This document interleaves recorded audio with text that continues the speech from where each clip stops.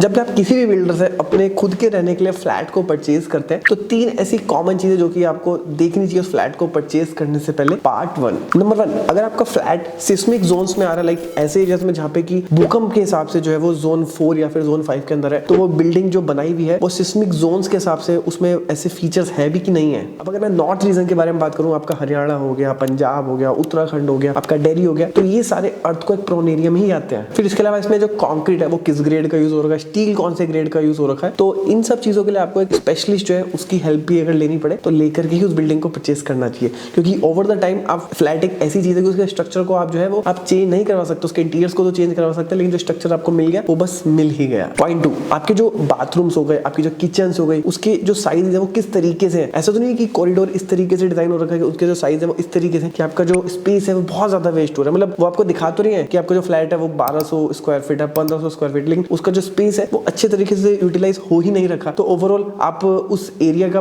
पे तो कर रहे हैं लेकिन उस स्पेस को आप अच्छे से यूटिलाइज नहीं कर पा रहे हैं। तो अगर प्लानिंग प्रॉपर एफिशिएंट तरीके से नहीं हो रखी ना, ऐसे फ्लैट्स को भी जो आपको अवॉइड करना चाहिए। पॉइंट नंबर 3, आपकी जो फ्लैट है उसकी जो विंडोज है उसकी पोजीशन किस तरीके से, लोकेशन किस तरीके से, वहां पर जो नेचुरल लाइट है वो कितनी आ रही है, वहां पे एयर फ्लो प्रॉपर तरीके से हो पा रहा है कि नहीं, और कोई ब्लॉकेज तो नहीं है। तो ये पॉइंट भी जो आपको कंसीडर करना चाहिए क्योंकि ओवर द लॉन्ग टाइम ये आपके बिजली के बिल पे भी बहुत ज्यादा इफेक्ट जो है वो डालती है।